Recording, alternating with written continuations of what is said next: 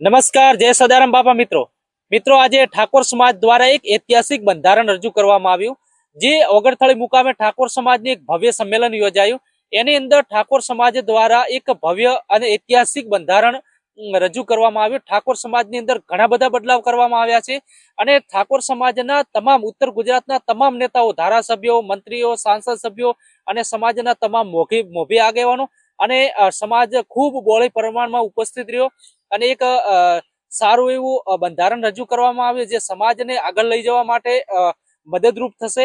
તો મિત્રો આપણે આજે આ વિડીયોની અંદર જાણીશું સમગ્ર બાબતે કે જે સમાજની અંદર જે બંધારણ નક્કી કરવામાં આવે છે એની અંદર કયા કયા મુદ્દા છે અને કોના દ્વારા શું કહેવામાં આવ્યું અને સમાજમાં કેટલું ઉપયોગી છે આ બંધારણ, એને લઈને સમગ્ર વિસ્તૃતથી આપણે જાણીશું। આ વિડીયોની અંદર બન્યા રહેજો। મિત્રો, હું છું વસનાજી વાઘેલા અને મારી ચેનલને તમે હજી સુધી સબસ્ક્રાઇબ ન કરી હોય તો સૌથી પહેલા ચેનલને સબસ્ક્રાઇબ કરી દેજો અને મિત્રો વિડીયોની અંત સુધી બન્યા રહેજો।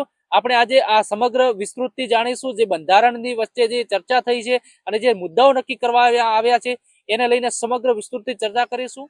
તો મિત્રો, ઠાકોર સમાજ દ્વારા છેલ્લા 2 મહિનાથી અલગ અલગ જ્ઞાનીબેન સાંસદ હોય, આપણા જે દિયોદરના ધારાસભ્ય કેસાજી ચૌહાણ હોય અને સમાજના બીજા પણ ઘણા બધા ધારાસભ્યો સૌરભજી ઠાકોર હોય અને જે છેલ્લા ઘણા ટાઈમથી સમાજના આગેવાનો દ્વારા દરેક તાલુકાની અંદર દરેક જગ્યાએ અલગ અલગ જે ઠાકોર સમાજના લોકોને જાગૃત કરવા માટે અને ઠાકોર સમાજની અંદર બંધારણ માટે જે બંધારણ છે એની અંદર સુધારા લાવવા માટે, એના બદલાવ લાવવા માટે ઘણા ટાઈમથી છેલ્લા 2 મહિનાથી મહેનત કરતા હતા સમાજને જાગૃત કરવા માટે। એને લઈને છેલ્લા 2 મહિનાથી ઘણી બધી સભાઓ કરી। એના પછી આજે છેલ્લે દિયોદરની જે બાજુમાં ઓગણથળી મુકામે ઠાકોર સમાજ દ્વારા એક ભવ્ય સંમેલન રાખવામાં આવ્યું હતું જેની અંદર ઠાકોર સમાજનું બંધારણ રજૂ કરવાનું હતું।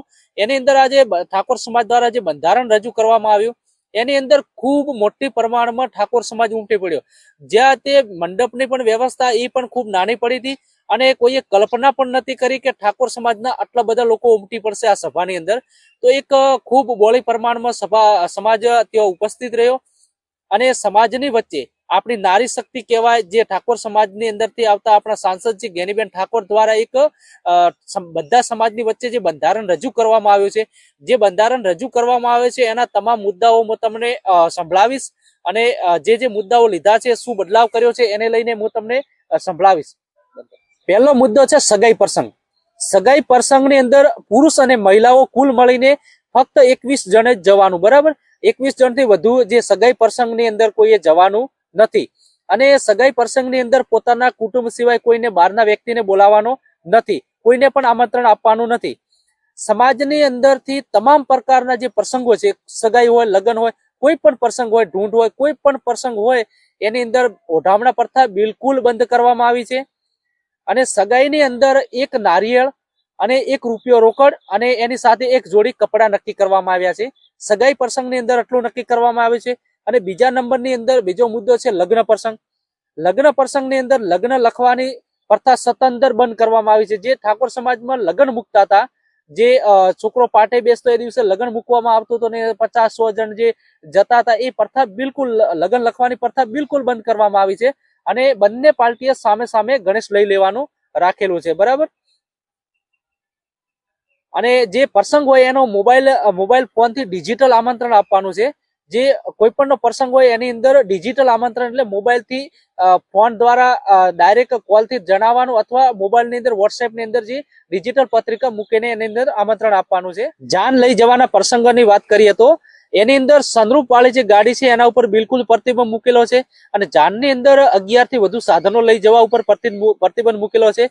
જાનની અંદર મહિલા અને પુરુષો કુલ મળીને 100 વ્યક્તિથી વધુ જવાનું નથી, છેલ્લા 100 વ્યક્તિ સુધી જઈ શકાશે અને એની અંદર જે 10 વર્ષથી ઉપરના જેટલા પણ વ્યક્તિઓ આવે છે એ બધાનો સમાવેશ એની અંદર ગણવામાં આવશે 100 જણની અંદર। જે જાનની અંદર જે પડલું લઈ જવામાં આવે છે, જે સમાયાનો સામાન કહેવામાં આવે છે, એની અંદર ફક્ત 1 બુટ્ટી, મંગળસૂત્ર, પગની ઝાંઝરી અને સાદી બંગડી પ્લાસ્ટિકની લઈ જવાની રહેશે। એના સિવાય કોઈ દાગીનો લઈ જવાનો નથી પડલાની અંદર। અને લગ્ન પ્રસંગે જે હલ્દી રસમ છે, જે કોઈ એન્ટ્રી મારવાની પ્રથાઓ છે, જે કોઈ પણ જે ડીજે હોય એને લઈને સંપૂર્ણ પ્રતિબંધ મૂકેલો છે। જાનની અંદર 2 ઢોલ અને શરણાઈ વગાડી શકશો તમે। સમાજની અંદર કોઈ પણ જમણવાર હોય તો જમણવારને લઈને જમણવારની અંદર 1 જ મીઠાઈ, દાળ ભાત એક કઠોળ ને એક લીલી શાકભાજી એટલે બે શાકભાજી, એક જ મીઠાઈ અને દાળ ભાત અને રોટલી કે રોટલા જે પણ હોય અથવા પૂરી, બરાબર. આનાથી વધારે કોઈ આઈટમ જમણવારમાં રાખવાની નથી. અને એના મામેરાની અંદર વધુમાં વધુ 11 થી વધુ સાધનો લઈ જઈ શકાશે નહીં. અને મામેરાની અંદર જે ઓઢામણા પ્રથા હતી કપડાની, એ પ્રથા બિલકુલ બંધ કરેલી છે. અને મામેરાની અંદર 11,000 થી માંડીને 1,51,000 સુધીની જે સમાજે નક્કી કરેલું છે એટલી જ રોકડ આપવાની રહેશે. અને મામેરામાં કોઈ પણ પ્રકારનો દાગીનો લઈ જવાનો રહેશે નહીં. એના પછી જે આણાનો પ્રસંગ હોય છે, જે આપણે દીકરીને લગ્ન પછી આણું તેડવા જતા હોઈએ છીએ, એ આણું તેડવા જવાની પ્રથા બિલકુલ બંધ કરેલી છે. અને જે પણ જે વ્યક્તિઓ જે ત્યાંના જાનવાળા ત્યાંના લોકો છે, એ 2 જણ આવીને દીકરીને ઘરે મૂકી જશે. આણું તેડવા જવાની પ્રથા બંધ કરી. પુરગત મૂકવાનો જે પ્રસંગ છે, જે આપણે દીકરીને જે આપતા વાસણ કહેવાય, જે વાસણ આપતા હોઈએ છીએ, એની અંદર જે વાટલું, એક કળશીઓ, બેડું અને ફક્ત રસોડા સેટ જ આપવાનું નક્કી કરેલું છે. બીજી કોઈ પણ પ્રકારની ભેટ આપવાની બિલકુલ બંધ કરેલી છે. જન્મ પ્રસંગ હોય છે, જે જન્મ દિવસ લોકો ઉજવતા હોય છે, એની અંદર કોઈ પાર્ટી કે કોઈ પણ પ્રકારની જે ઉજવણી કરતા એ સંપૂર્ણ રીતે બંધ કરેલી છે સમાજ દ્વારા. અને એની અંદર જે તમે જન્મદિવસની ઉજવણી કરવી હોય તો શિક્ષણ સંસ્થાની અંદર દાન આપી શકો છો અને આપણો જન્મદિવસ ઉજવી શકો. એને પછી જે મૈત્રી કરાર છે, જે ઘણી બધી દીકરીઓ જે છે એ ભાગીની મૈત્રી કરાર કરતા હોય છે, એ જે મૈત્રી કરાર કરે છે એમને સમાજ દ્વારા બિલકુલ સ્વીકારવામાં આવશે નહીં. મૈત્રી કરાર કરે છે અને સમાજમાં બિલકુલ કોઈ પણ વ્યક્તિએ સમર્થન આપવામાં આવશે નહીં કે એને સમાજની અંદર ક્યાંય પણ સ્થાન આપવામાં નહીં આવે. એના પછી ઠાકોર સમાજના કોઈ પણ પ્રસંગ હોય, જે સારો કે નરસો કોઈ પણ પ્રસંગ હોય, એની અંદર જે વ્યસનોનો તમામ રીતે પ્રતિબંધ મૂકેલો છે. બીડી, ગુટકા, અફેણ થી લઈને તમામ કોઈ પણ જાતનું વ્યસન જે છે એનો સંપૂર્ણ રીતે પ્રતિબંધ મૂકેલો છે. કોઈ પણ વસ્તુ, કોઈ પણ વ્યસન કરવાનું નથી. આની અંદર મરણ પ્રસંગની વાત કરીએ તો મરણ પ્રસંગે ખાલી ખીચડી, કઢી અને તેલ અથવા ઘી વાપરવું, આના સિવાય કોઈ અન્ય વસ્તુ વાપરી શકાશે નહીં. આના પછી જે બેસણું નક્કી કરવામાં આવે છે મરણ પછી, એની અંદર કોઈ પણ વારને અવગણવામાં આવશે નહીં. જેમ બને તેમ શોર્ટની અંદર જે આ પ્રસંગ છે એને એના પછી જે લગ્ન લેવાય છે, લગ્નની જે તારીખ નક્કી કરવામાં આવે છે, લગ્નનો જે દિવસ નક્કી કરવામાં આવે છે, એની અંદર ફક્ત 1 વર્ષની અંદર 2 મહિના નક્કી કરવામાં આવ્યા છે. જે વૈશાખ મહિનો છે, વૈશાખ મહિનાની અંદર એકમ થી માંડીને વૈશાખ સુદ એકમ થી પૂનમ સુધી, અને એક મા મહિનો છે, મા મહિનાની અંદર મા સુદ એકમ થી પૂનમ સુધી 2 મહિના નક્કી કરવામાં આવે છે. આ 2 મહિનાની અંદર સમાજના તમામ લોકોએ લગ્ન નક્કી કરવા. આના સિવાય કોઈ પણ ને ઇમરજન્સી લગ્ન લેવાના થાય તો ખાલી ફક્ત કુટુંબ પૂરતા લગ્ન કરવા, કુટુંબના લોકોએ જ ભેગા મળીને લગ્ન કરવા, બીજા કોઈને આમંત્રણ આપવું. આના પછી એક ખૂબ સરસ નિર્ણય લીધો છે કે કોઈ પણ જે પ્રસંગ હોય, લગ્ન હોય, મરણ હોય કે જન્મદિવસ હોય, કોઈ પણ પ્રસંગ હોય, એની અંદર જે વ્યક્તિને જે પ્રસંગ હોય એને ઓછામાં ઓછા 500 રૂપિયા અને વધુમાં વધુ જેટલા આલવા એટલા એ દાન સમાજની શૈક્ષણિક સંસ્થાની અંદર દાન આપવાનું છે. આ ખૂબ સારો નિર્ણય. તો મિત્રો, જે આ મુદ્દા નક્કી થયા છે, જે ઠાકોર સમાજના આજના જે પ્રસંગની અંદર જે ઐતિહાસિક એક નિર્ણય લેવાયો છે, આ મુદ્દા નક્કી થયા છે, એ ઠાકોર સમાજના જે ખોટા ખર્ચા છે, જે ખોટા ખર્ચામાં આવીને લોકો દેવામાં ડૂબી જતા હોય છે અને પોતાની જમીનો પણ વેચવી પડે છે અને આર્થિક રીતે જે ઘણું બધું નુકસાન સમાજને થતું હોય છે. ઘણા બધા લોકો આની અંદર પહોંચી વળતા નથી. જે ખર્ચાની અંદર બિલકુલ એમને જે કહેવાનો મતલબ એમની જોડે પૈસા હોતા નથી ખર્ચો કરવા માટે, અને મજબૂર થઈને કરવું પડવું છે કે જે પેલા લોકોએ કર્યું તો આપણે પણ આમ કરવું જ પડશે. બધા એકબીજાને નીચું ના જોવું પડે એના માટે કરીને ખર્ચો કરી નાખતા. પોકત હોય કે ન હોય તેમ છતાં બધા ખર્ચો કરતા હતા. બહારથી પૈસા લઈને ખર્ચો કરતા હતા, કાં તો કોઈ પણ રીતે સગવડ કરીને જે ખર્ચા કરતા હતા. તો એક બિલકુલ આ ખૂબ સારો નિર્ણય છે સમાજને આગળ લઈ જવા માટે.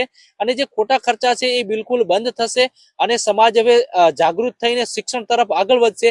જે આ ખર્ચા જે બંધ થયા છે, એ ખર્ચા બંધ કરીને સમાજ એનો જે પૈસા છે એની પૈસા જે બચત થવાની છે, એ બચત પોતાના બાળકોના ખાસ કરીને શિક્ષણ માટે જેમ બને વધુ ઉપયોગ કરે અને કોઈ પણ જાતનું વ્યસન ન કરે. અને જે પૈસાની બચત થઈ છે એમના બાળકોના ભવિષ્ય માટે શિક્ષણને લઈને કે ધંધા રોજગારમાં રોકાણ કરશે તો એમના બાળકોનું ભવિષ્ય પણ સુધરશે અને સમાજની અંદર એક નવી ક્રાંતિ આવશે. તો બધા જે આ બંધારણ નક્કી થયો છે એ આખા સમાજના સાક્ષીએ નક્કી થયો છે. સમાજના વડીલો, આગેવાનો, સાધુ સંતો બધાને અને ઓગણ મહારાજ અને સદારામ બાપાને સાક્ષીએ નક્કી થયું છે આ બંધારણ. તો બંધારણની અંદર તમામ જે ઠાકોર સમાજના લોકો એનું અમલ કરશે અને સારી રીતે અમલ કરીને સમાજને આગળ લઈ જવા માટે ચોક્કસ રીતે આ એક બંધારણ મદદરૂપ થશે અને સમાજ આગળ આવશે અને સમાજ ધીમે ધીમે તમામ ક્ષેત્રે પ્રગતિ કરશે એવું આપણે આશા રાખીએ છીએ. તો મિત્રો, તમને આ વિડીયો મારો પસંદ આવ્યો હોય તો વિડીયોને લાઈક કરવાનું અને કોમેન્ટની અંદર તમારો જવાબ જરૂર જણાવશો કે ઠાકોર સમાજ દ્વારા જે એક નિર્ણય લેવામાં આવે છે એ કેવો નિર્ણય છે, ખૂબ સારો, સમાજ માટે સારો નિર્ણય છે કે કેવો નિર્ણય છે એ પણ તમારી કોમેન્ટમાં તમારી રાય પણ બતાવજો. મિત્રો, હવે મળીશું નેક્સ્ટ વિડીયોની અંદર.